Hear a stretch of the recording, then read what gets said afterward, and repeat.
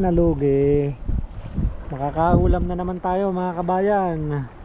Yun oh. Welcome back mga kabayan. Samahan nyo nga pala ako sa aking spear fishing vlog. Ito nga pala yung aking libangan kapag wala akong pasok sa aking trabaho. Namamana nga pala ako para makatikim ng sariwang isda mga kabayan dahil napakamahal din ng isda dito sa amin. Kaya mamamana na lang ako. Yun mga kabayan, medyo kalma naman dito sa ating spot. Kakadating lang natin. Mag-alas 2 na. Oh, ayan oh. Ganda ng kalma. Sana walang agos para tayo makahuli. Makachamba tayo. Quick dive na naman hanggang alas 6. Pahinga lang ako ng kaunti tapos magbibihis na. Oh, yan gamit natin oh.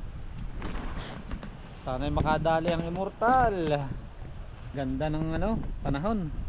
Ganito ko nga pala kinakasa yung aking spear gun mga kabayan. Ito nga pala yung tinatawag na invert. Napakalakas ng panang ito dahil napakatigas ng lastiko nito mga kabayan. Ang lastiko nga pala natin na ginagamit ay Mako rubber. At ang ating shop nga pala ay nanggaling kay Sir Beno. 17.4 PH nga pala yung gamit natin dyan na 8mm by 170 cm.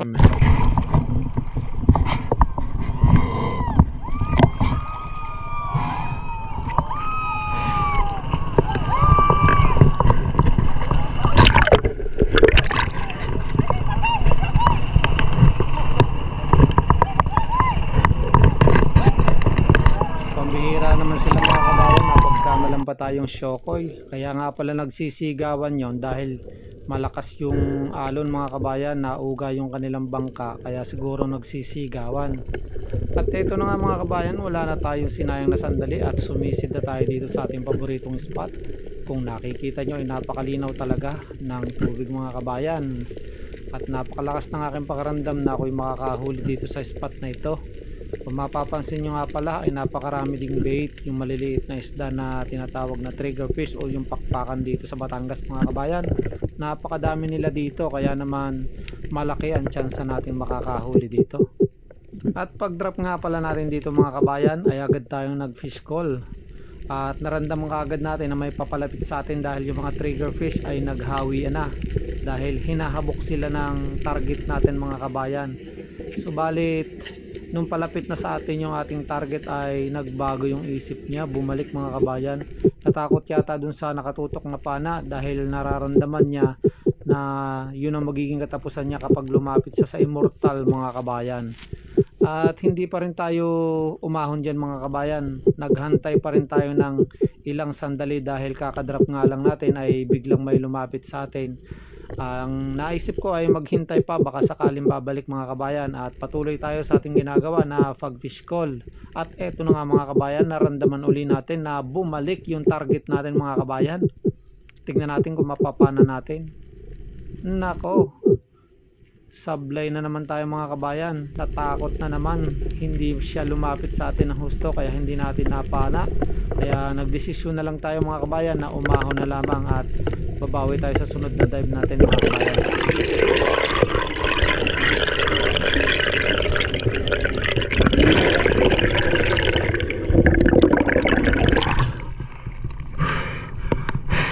Pagkaahon ko nga pala dito mga kabayan ay nagpahinga ako para sa susunod na dive natin.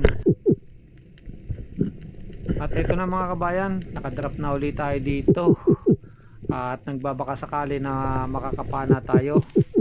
Nag fish call nga pala ulit tayo dito mga kabayan para mapalapit natin yung ating target.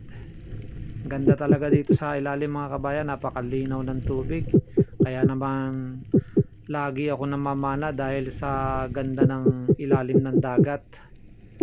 Libre na dito mga kabayan kapag marunong kang manisid ng ganito, kaysa ikaw ay mag-oxygen o gumamit ng tangke. May bayad yun mga kabayan. At medyo naiinip na nga pala ako mga kabayan, pero magantay-antay pa rin tayo dyan ng kaunti, baka sakaling may lalapit. At eto na nga mga kabayan, parang nararamdaman na natin. Eto siya oh, lumalapit sa atin yung ating target mga kabayan. Pero katulad nung nauna mga kabayan, ay bumalik kaagad siya, hindi siya dumediretso mga kabayan. Napakailap naman ng mga isda sa spot na ito mga kabayan. Kaya naman umahon na lang ulit tayo at susubok tayo sa susunod na dive natin mga kabayan. Habang nagpapahinga nga pala ako dito sa ibabaw ay nagmamasid din tayo sa paligid natin, baka may bangkang parating, at para maging alerto siya na merong namamana dito sa spot na ito para hindi maging delikado yung aking pagsisid mga kabayan. At nag-drop na ulit tayo mga kabayan at susubukan natin makahuli sa pag-dive natin na ito mga kabayan. Napakaganda talaga ng pagsisid natin mga kabayan dahil ang dami ng bait mga kabayan, mga trigger fish. Medyo may kalaliman nga din pala ito mga kabayan, siguro ay nasa 15 meters yung aking sinisisid ngayon. Hindi nga pala ako makasisid ng mas malalim gawa ng medyo matagal na tayong hindi nakakapamana. Ganda talaga dito sa ilalim mga kabayan. Kaya naman tayo ay nawiwili talagang mamana kahit sobrang delikado ng ganitong klase ng panghuhuli ng isda mga kabayan. Isang beses ka lang magkamali dito ay siguradong katapusan mo na, kaya lagi nating inuuna yung ating kaligtasan mga kabayan. Hindi nga pala ako nag-uubos ng aking hangin dyan. Pagka hindi ko na kaya kahit may palapit na isda mga kabayan ay naahon na kagad ako. Napakaswerte natin mga kabayan dahil lumapit na yung target natin, no?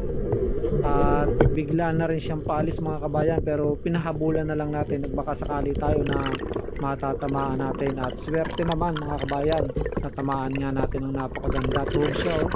Wala nang kapalag-palag, kaya naman umahon na kagad tayo ng mabilis para makapagpahinga tayo sa ibabaw. Bali, padalawang huli ko na nga pala ito mga kabayan at hindi natin na-videohan yung una nating napana. Dito nga pala sa spot na ito, yung Ilihan nga pala ito mga kabayan, sa may malapit sa Brisamar Resort.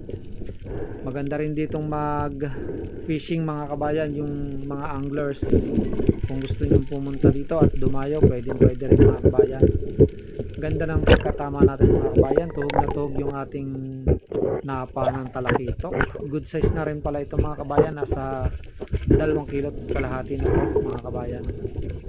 Pambawi sa gasolina. Kahuli naman, hindi naman nabigo. Oh, 2 piraso, oh. Hindi nalugi. Nakakaulam na naman tayo mga kabayan. Good size na rin yan mga kabayan. Hindi nalugi sa ating pamamana, oh. Talakitok, 2. Ayos. Spot natin, oh. Wow, kalmado. Marami sana nagpapakita mga ganitong talakitok, kaso hindi ko madali. Mailap. Nadadala na yata. Ayun mga kabayan, salamat sa inyong panonood.